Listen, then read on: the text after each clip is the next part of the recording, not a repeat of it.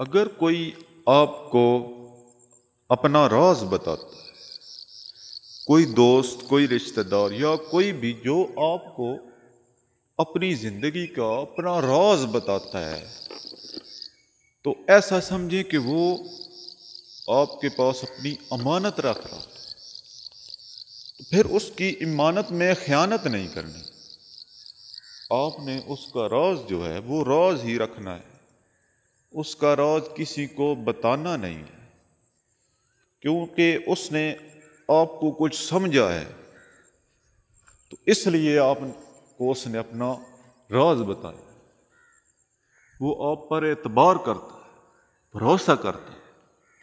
اسے یہ بھروسہ ہے کہ آپ اس کا راز جو ہے